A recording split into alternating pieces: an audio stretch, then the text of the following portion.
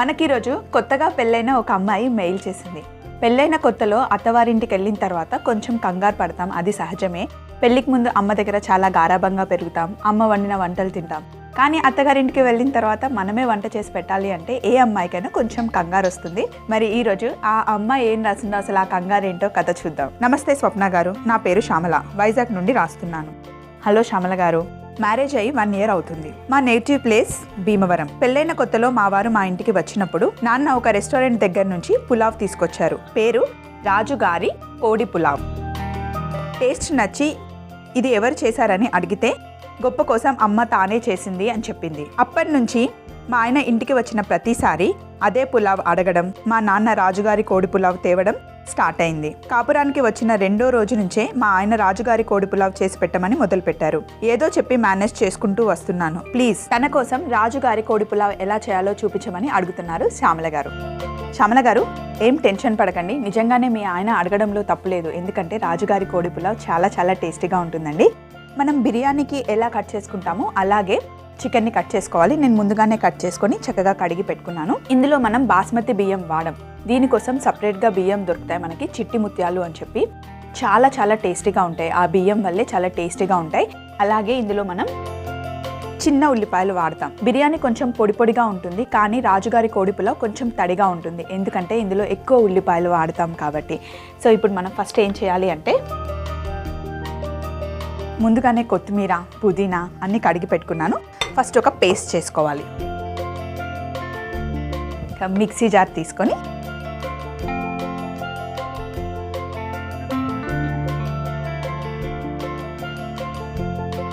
కొంచెం రఫ్గా కట్ చేసుకుందాం.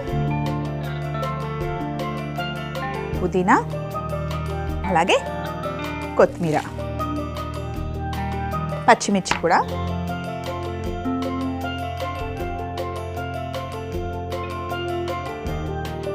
ఇందులో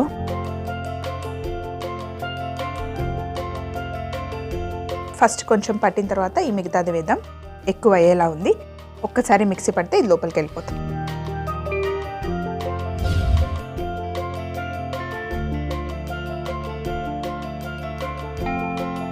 నిమ్మకాయ,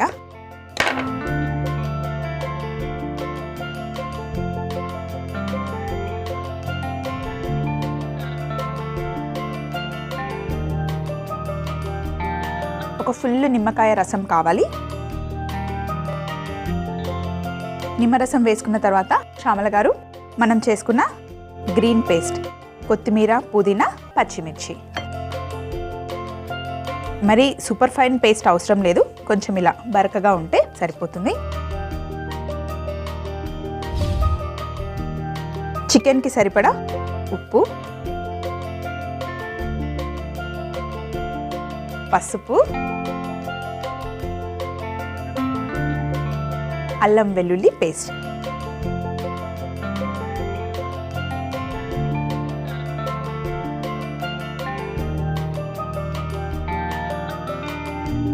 ఈ పేస్ట్లో ముందుగానే కడిగి పెట్టుకున్న చికెన్ ముక్కలు కూడా వేసేద్దాం. ఈ పేస్ట్ మొత్తం చికెన్కి చక్కగా పట్టుకోవాలి. ఒకసారి ఈ పేస్ట్ కలుపుకొని కాసేపు పక్కన పెట్టుకుందాం. అలాగే శ్యామల గారు, రాజుగారి కోడి పులావ్, మామూలు పులావ్స్ ఏవైనా చేసుకోవడానికి ఇలా మట్టి పాత్ర ఉంటే చాలా బాగుంటుందమ్మా. మీరు కూడా ఈసారి మార్కెట్కి వెళ్ళినప్పుడు తెచ్చుకోండి. ఇందులో వండడం వల్ల చక్కగా మొత్తం ఒకే రకంగా కుక్ అవుతుంది, అలాగే మంచి రుచిని కూడా ఇస్తుంది. ఇంకా ఎక్కువసేపు వేడిగా కూడా ఉంటుంది, మనం మూత పెట్టేస్తే ఎక్కువసేపు వేడిగా ఉంటుంది అనమాట. మట్టి కుండలో వండేటప్పుడు ముందు నూనె వేసిన తర్వాత అప్పుడు స్టవ్ ఆన్ చేయాలి. పులావ్ కాబట్టి కొంచెం నూనె ఎక్కువనే పడుతుంది.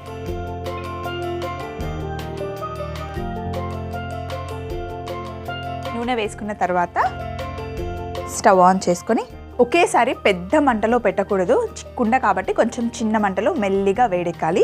ఈ నూనె వేడెక్కే లోపల మనం కావాల్సిన మసాలాలన్నీ తెచ్చేసుకుందాం శ్యామల గారు. ఇందులో కొంచెం మసాలాలు ఎక్కువ పడతాయి. అనాస పువ్వు, సాజీరా, బిర్యానీ పువ్వు, అలాగే ఇలాచి, ఇంకా మసాలాలు కావాలి మనకి, తెచ్చుకుందాం.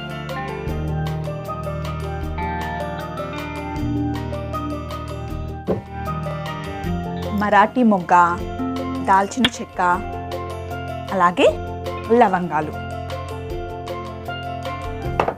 అలాగే బిర్యానీ ఆకు.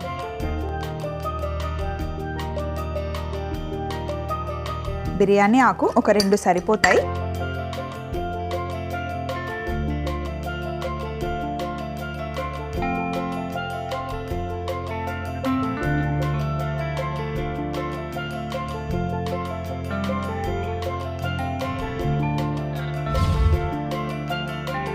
కొంచెం నూనె వేడైన తర్వాత ఒక్కొక్క మసాలా మనం ఇందులో వేసుకోవాలి. అయితే రాజుగారి కోడి పులావ్లో చాలా రకాల మసాలాలు పడతాయి, కానీ అన్నీ కొంచెం కొంచెమే వేసుకోవాలి. ఎక్కువ ఫ్లేవర్ వచ్చే వరకు మసాలాలు వేసుకోకూడదు శ్యామల గారు, అది బాగా గుర్తుపెట్టుకోండి మీరు. ఇప్పుడు నూనె వేడైంది. ఇందులో మనం ఒక మరాఠీ మొగ్గ, అలాగే 2 దాల్చిన చెక్క చిన్న ముక్కలు, అలాగే ఒక అనాస పువ్వు, ఇలాచీ, లవంగాలు, సాజీరా, కొంచెం బిర్యానీ పువ్వు. మంచి ఫ్లేవర్ ఇస్తుందన్నమాట. సో ఇవన్నీ ఒకసారి వేసుకొని కలుపుకోవాలి. వీటితో మనకి పని అయిపోయింది. వీటిని పక్కన పెట్టేసుకుందాం. అలాగే ఇందులో కొన్ని మిరియాలు వేసుకోవాలి. ఇందులో చిన్న ఉల్లిపాయలు కొంచెం ఎక్కువగా వేసుకోవాలి. మధ్య మధ్యలో ఆ చిన్న చిట్టి ఉల్లిపాయలు తగులుతుంటే చాలా బాగుంటుంది. చిట్టి ఉల్లిపాయలు ఇందులో వేసిన తర్వాత బాగా ఉడికాక పేస్ట్ అయిపోయి ఆ రుచి మొత్తం పులావ్కి చక్కగా పట్టుకుంటుంది. చిట్టి ఉల్లిపాయలతో పాటు పెద్ద ఉల్లిపాయను కూడా కొంచెం చిన్న చిన్న ముక్కలు చేసి ఇందులో వేసుకోవాలి. అవి వేగే లోపల ఈ ఉల్లిపాయని కట్ చేసుకుందాం. బిర్యానీ ఆకు పక్కన పెట్టుకున్నాను, వేయడం మర్చిపోయా. ఇప్పుడు ఇందులో వేసేద్దాం.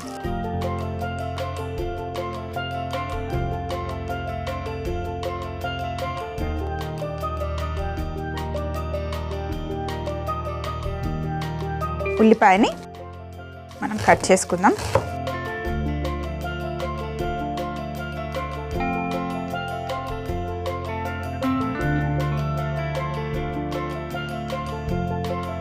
మనం చికెన్ ఎంత వేసుకుంటామో ఆల్మోస్ట్ అంతే ఉల్లిపాయలు పడతాయి. చిన్న ఉల్లిపాయలు అలాగే పెద్ద ఉల్లిపాయలు కలిపి. ఉల్లిపాయలు ఎక్కువగా ఉండడం వల్లే కొంచెం ఈ పులావ్ తేమ తేమగా ఉంటుంది శ్యామల గారు. చిట్టి ఉల్లిపాయలతో పాటు కుండలో వేసేద్దాం. ఇందులో కొంచెం ఉప్పు వేసుకుందాం. చికెన్లో కూడా ఉప్పు వేసుకున్నాం కాబట్టి ఇప్పుడు కొంచెమే ఉప్పు వేసుకుంటే చాలు. ఉప్పు వేసేసి ఒక్కసారి కలుపుకొని మూత పెట్టేస్తే ఉల్లిపాయలు చక్కగా మగ్గుతాయి. ఒక 3-4 నిమిషాలు మూత పెట్టేస్తే చక్కగా ఉల్లిపాయలు మగ్గుతాయి. రాజుగారి కోడి పులావ్కైనా ఏదైనా పులావ్ తొందరగా చేసుకోవాలంటే పక్కన వేడి నీళ్ళు పెట్టుకుంటే తొందరగా అయిపోతుంది శ్యామల గారు. ఇక్కడ మనం వేడి నీళ్ళు పెట్టేసుకుందాం. హోటల్లో అయితే వంట చేసేటప్పుడు పక్కన వేడి నీళ్ళు మరుగుతూనే ఉంటాయి. సడన్గా ఏదైనా రైస్ కావాలి, రైస్ ఐటెం కావాలి, పులావ్ కావాలి అనే ఆర్డర్ వచ్చిందనుకోండి, టకటక వేడి నీళ్ళు తీసేసుకొని అందులో బియ్యం వేసేస్తామన్నమాట. అందుకే వేడి నీళ్ళు ఎప్పుడు పక్కన పెట్టుకుంటారు. కొంచెం వేడి నీళ్ళు పెట్టేసి ఇలా మూత పెట్టేస్తే ఉల్లిపాయలు చక్కగా మగ్గిపోయాయి. చిట్టి ఉల్లిపాయలు వేగిన తర్వాత మంచి ఫ్లేవర్ తెలుస్తుంది శ్యామల గారు. ఒకసారి ఉల్లిపాయల్ని చక్కగా కలుపుకుందాం. ఒక్కసారి ఉల్లిపాయలు వేగిన తర్వాత ఇందులో మనం ఇందాక కలిపి పెట్టుకున్నాం కదా చికెన్, ఇంకా పుదీనా కొత్తిమీర మసాలా ఇందులో వేసుకోవాలి.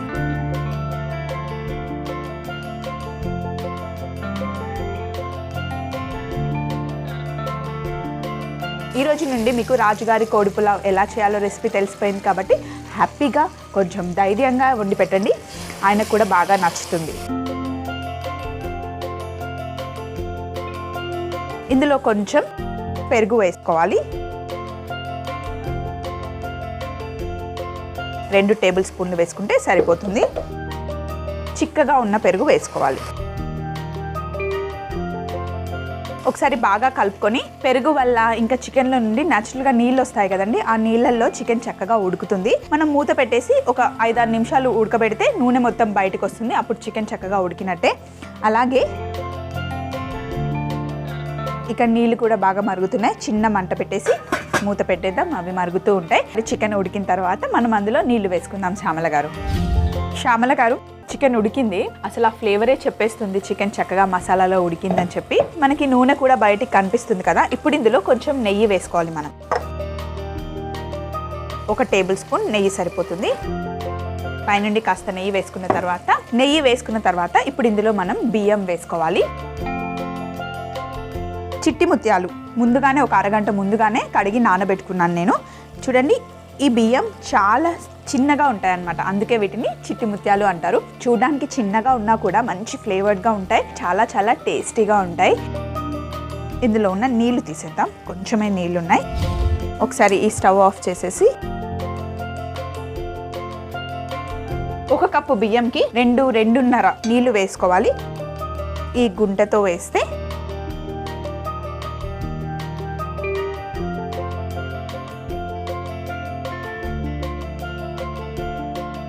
ఒక్కసారి చికెన్ని కలుపుకొని నానబెట్టుకున్న చిట్టి ముత్యాలు బియ్యం ఇందులో వేసేసుకోవాలి. బియ్యం వేసిన తర్వాత ఒక్కసారి కలుపుకొని మూత పెట్టేసుకోవాలి. పెరుగులో ఉడుకుతుంది కాబట్టి ఒక 20-25 నిమిషాలు పడుతుంది. కొంచెం చిన్న మంటలో మెల్లిగా ఉడకబెట్టుకోవాలి. శ్యామల గారు 20 నిమిషాలు అయింది, ఒక్కసారి మూత తీద్దాం మనం. ఇలా కొంచెం తడితడిగానే ఉంటుంది, మొత్తం ఒకేసారి కలపకుండా. ఒకసారి కలుపుకున్న తర్వాత రాజుగారి కోడి పులావ్తో పాటు బాయిల్డ్ ఎగ్స్ చాలా బాగుంటాయి. ఇలా 2 బాయిల్డ్ ఎగ్స్ పెట్టేసి మూత పెట్టేసుకొని స్టవ్ ఆఫ్ చేసేసుకొని ఒక 10-15 నిమిషాల తర్వాత అప్పుడు వడ్డిస్తే చాలా బాగుంటుంది. అయితే రాజుగారి కోడి పులావ్ని సపరేట్గా మళ్ళీ బౌల్లో వేసి వడ్డించడం కన్నా ఇలాగే ఉంచి ఎప్పుడు మనం తింటున్నామో అప్పుడే కుండలో నుండి సర్వ్ చేసుకుంటే చాలా బాగుంటుంది, టేస్టీగా ఉంటుంది, అలాగే వేడిగా కూడా ఉంటుంది. ఒక కుదురు తీసుకుందాం మనం.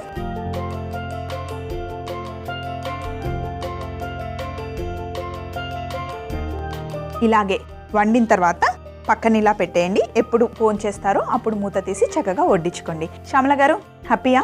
మీరు అడిగినట్టుగానే నేను రాజుగారి కోడి పులావ్ చేశాను కదా, మీ ఆయన కూడా సేమ్ ప్రాసెస్లో చేసి పెట్టండి.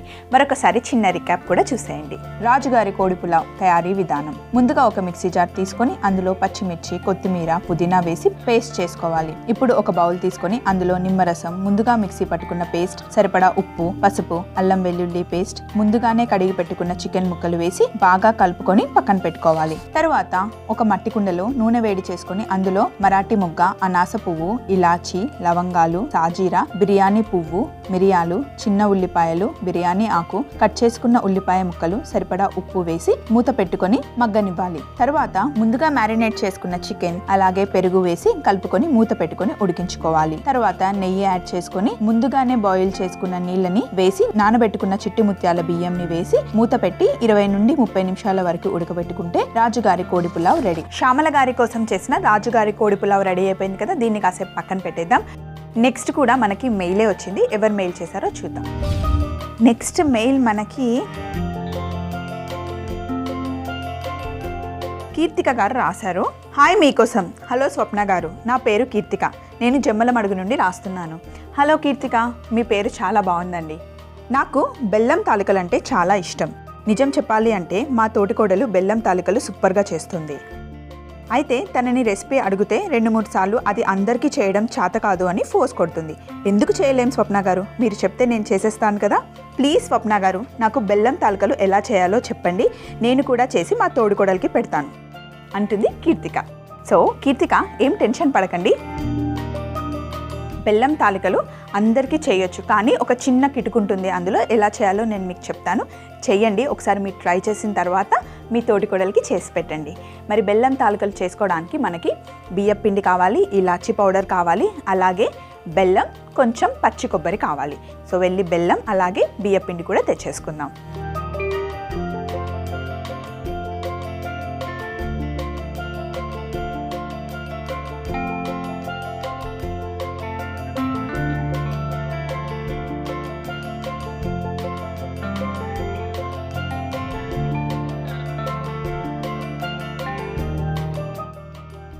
అలాగే ఒక ఎంటీ బౌల్,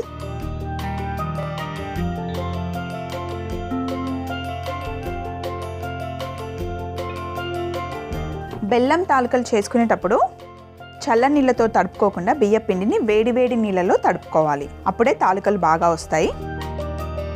నాకు కూడా చాలా ఇష్టం బెల్లం తాలికలు, పాల తాలికలు. వినాయక చవితికి చేస్తూ ఉంటారు. అలాగే బెల్లం తాలికలు కొంచెం రుచిగా రావాలి అంటే మనం ఇందులో కాస్తంత చిటికెడు ఉప్పు వేసుకోవాలండి. ఎప్పుడు స్వీట్ చేసినా కూడా అందులో కొంచెం చిటికెడు ఉప్పు వేస్తే స్వీట్ బాగుంటుంది. ఒక్కసారి బియ్యం పిండిలో ఉప్పు కలుపుకున్న తర్వాత ఇలా బాగా మరుగుతున్న నీళ్లు కావాలి. అలాగే వేడి వేడి నీళ్లు పోసుకున్నాక చేయి పెట్టకుండా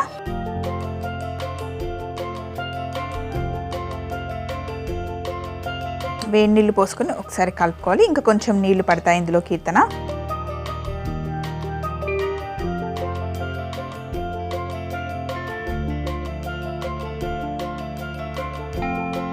నీళ్లు మటుకి బాగా మరగాలి. వేడి నీళ్ళు కాదు, మరుగుతున్న నీళ్లు పోయాలి. అప్పుడే బెల్లం తాలికలు బాగుంటాయి.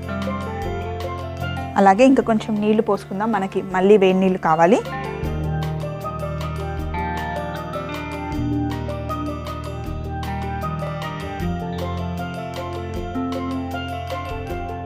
బియ్య పిండితో చేస్తారు, అలాగే గోధుమ పిండితో కూడా చేస్తారు కీర్తిక.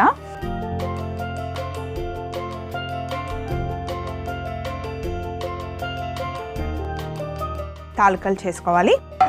అయితే తాలికలు చేసుకునే దానికన్నా ముందు ఒక్కసారి ఈ వేడి నీళ్ళల్లో కొంచెం పెద్ద స్టవ్ మీద పెట్టుకుందాం.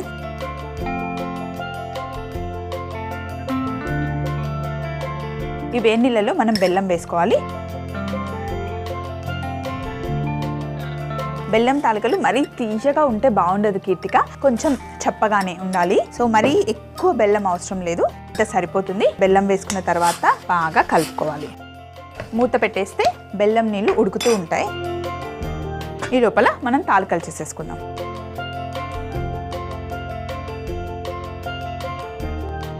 ఇలా పిండి సాఫ్ట్గా ఉండాలి.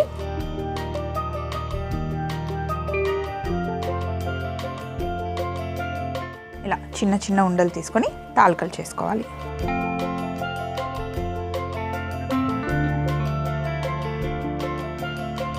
ఇలా చేసుకోవాలి.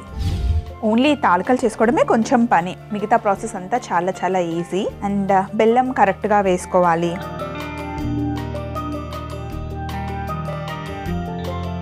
అంతే, అవి కరెక్ట్గా వస్తే బెల్లం తాలికలు సూపర్గా ఉంటాయి. అన్ని తాలికలు చేసేసుకున్నాను. తాలికలు చేసుకోవడం ఒక్కటే కొంచెం టైం పడుతుంది. ఇప్పుడు ఉడుకుతున్న బెల్లం నీళ్ళలో ఈ తాలికలు వేసేసుకోవాలి.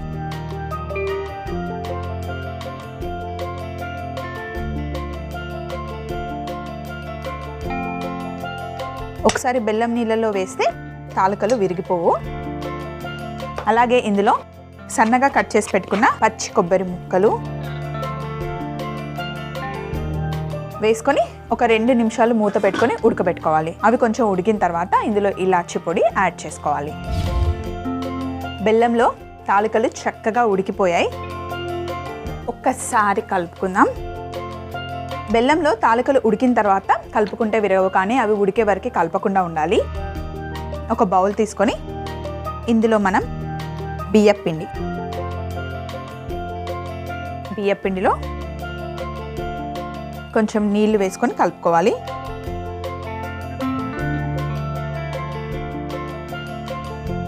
బౌల్ తీసేద్దాం.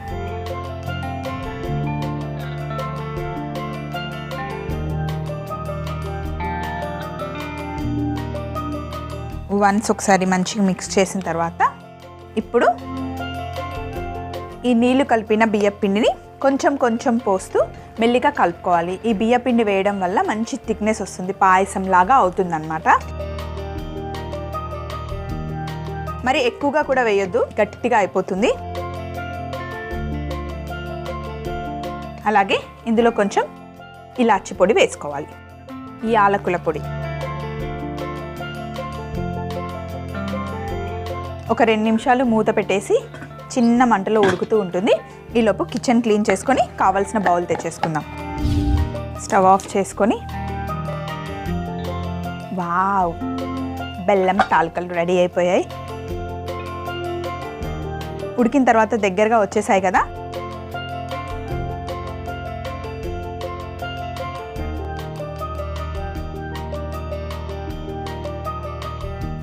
మనం తినే ముందు కొంచెం నెయ్యి వేసుకుంటే బాగుంటుంది పైనుండి.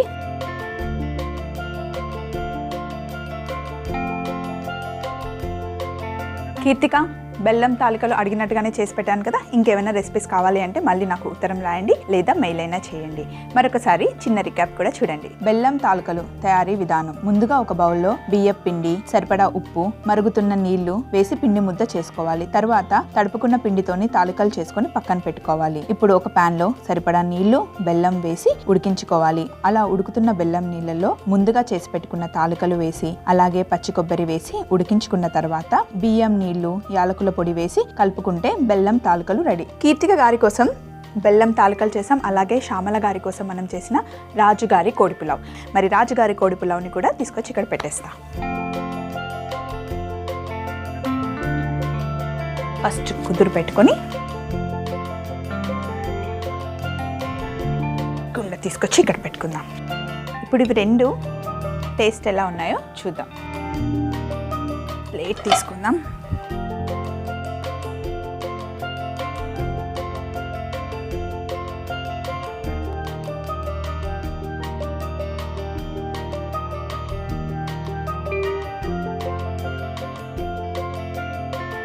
కొంచెం బెల్లం తాలికలు పక్కన పెట్టుకుందాం. అవి చల్లగా అవుతాయి, లేకపోతే వేడి వేడిగా తినలేం కదా.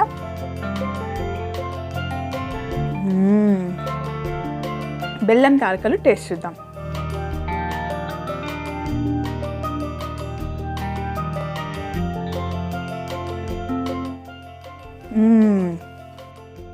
రెండు రెసిపీస్ చాలా బాగా వచ్చాయండి. నేను చూపించినట్టుగానే మీరు ట్రై చేయండి, ఇలాగే వస్తాయి. మీకు కూడా ఇలాంటి వంటకాలు ట్రై చేయాలి, ఎలా చేయాలో తెలియకపోతే స్వప్నకి ఉత్తరం రాయండి లేదా మెయిల్ అయినా చేయండి. ఇదండి ఈరోజు ఎపిసోడ్. మీ ఉత్తరాల కోసం, మీ మెయిల్స్ కోసం ఎదురు చూస్తూ ఉంటాను మీకోసంలో. Until then friends, keep smiling, take care, bye.